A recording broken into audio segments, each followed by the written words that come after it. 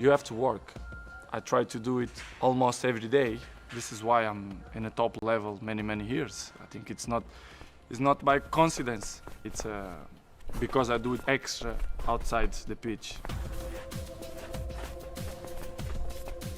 When I'm 12 years old, most of the people told me, Cristiano, you are a very good talent player, but you are very skinny, very slim. And I put it in my mind, the body we can improve. We can improve. You go to gym, dedication and hard work, you can improve. So I improve myself. Athleticism means a lot.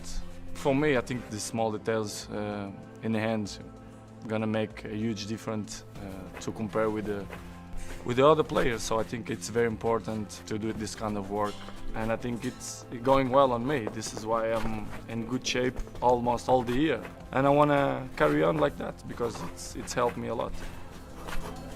It's part of me. I'm not doing that kind of work because I have to. It's because it's part of me. We see a lot of your early life and we hear a lot about that. How difficult was it to cope with being away from home at such a young age but still remain focused on your football? I'm always say it was the toughest time in my life. It was when I left my family with 11 years old to live in a different world, which is Lisbon, in the same country, but it looked like it's a different part of the world. I was cry almost every day to miss my family, but I'm not regret because it was probably the more intense moments in my life that I lived through. So without sacrifice, we cannot win nothing. So I did an unbelievable sacrifice, my family too, and I think it was. I think I did a good option. When you had those tough times, could you ever have imagined being in the place that you are today? Oh, of course no. Of course no. But I always thinking, when I take that decision, I will be a professional player. I will be something in football. This is I feel, because I was feeling from the beginning that I was different than the other ones. I was more special. I was a special kid. If you can speak with my coaches, my friends, my teammates, everyone see that I was special. At that time, even with 15 years old, 16 years old, at that time he is at the moment, everybody knows that he is the best player in the world, the best ever. But at that time, with his age, he was the best player in the world, the best ever, because with that age, nobody could do what he was doing. It was something unbelievable. Something that really comes across in the movie is it's a very nice side to you, actually. We see you with a very strong bond with your son. How has fatherhood changed you? Well, changed everything. You know, to have Cristiano in a family, one member in the family, a person who have your blood, it's unbelievable. It's a great feeling, because I always dreaming to have a kid young. I had with 25, and to have Cristiano, to follow his father, to see his father in TV, in live, to play football, and want to be like me. For me, it's kind of a dream. Are you surprised by some of the top-level sports journalists still working in this industry who write about you, yet they still have some negative perceptions of you because they still don't really know you? It's part of the business. I have to respect that. They have to sell, they have to make money. It's normal, it's part of the business, so I respect that. But these people, they are not my friends, so it's normal. Maybe in the beginning I was worried, people who speak bad, but now this is not interfering the way I see the football, my life, personal life or professional life. For me, this doesn't matter anymore. In England, there's often a sense that players are given a hard time by journalists, but also by pundits, so often fellow professionals. Do you think they have the right to criticise you and be critical of your performances? Of course, I think it's... What I respect more the people is they criticize me about my job. This is I respect.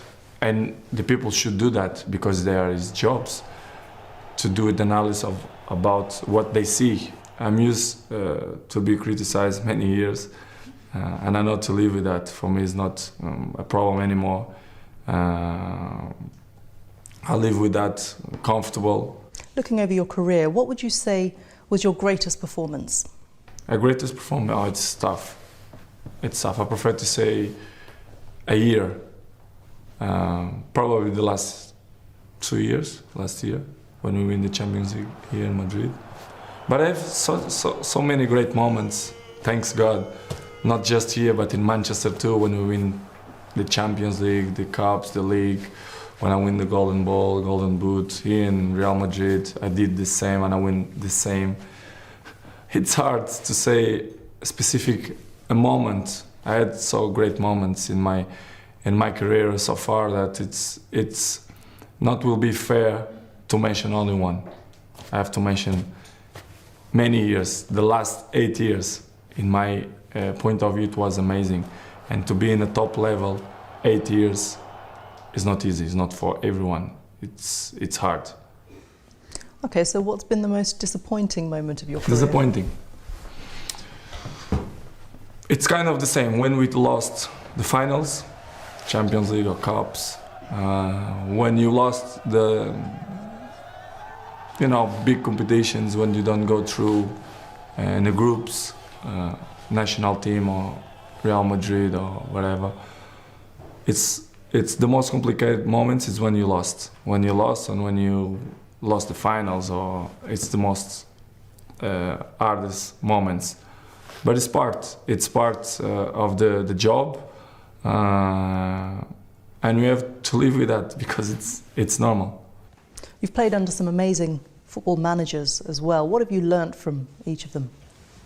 I learn everything I learn many things with everyone, not only one, but with everyone. I think it's good, and this is make me feel happy because all the coaches that I had, I learned something.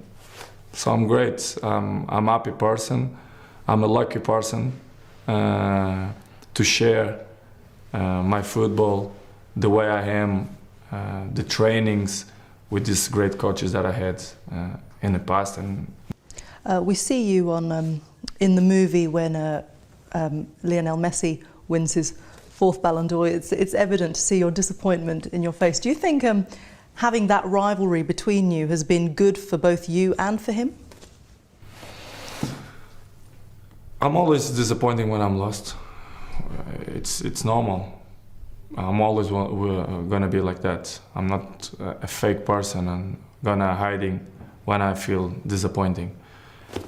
But it's not depend of me. For example, in the Golden Ball, don't depend on me. It depends on votes, and votes you never know what's gonna happen. For example, Golden Boot don't depends on votes. Depends of statistics. It's completely different. But I'm not complaining because I win 3 times and never thinking that I will win 1 Golden Ball. So to win 3 for me it's great. Give me great motivation to still work good and hard to achieve more if it's possible. But I'm not worried about that because I think the things coming natural in a right moment. So I want more and more. I still have many years to play football and I want to win more things. And do you think having that intense rivalry makes you a better player? Having someone who is constantly compared to you, does that make you more motivated to be even better? But I'm always motivated, and I don't need other players to motivate myself. But of course, Messi is an unbelievable player, and maybe in the end of me, maybe he pushed me more harder to be better and better. Probably yes. You don't need to compare Cristiano with this player or any other player. Cristiano, his motivation, he has always all the motivation. He was 6 years in Man United. He was improving a lot, and nobody did like him. He was the best ever in Man United. He is the best ever in Real Madrid, and keeping that performance, it's very difficult. Just a player like Cristiano just Cristiano can do it. I try to be the best professional in my job. I try to be the best all the time. Sometimes it's not possible because, you know, we are human beings and we are not machines. But in my mind, I'm the best and I work like the best. So this is going to be my the way I see my life to the end of my life. So this is what I want and what I want to be.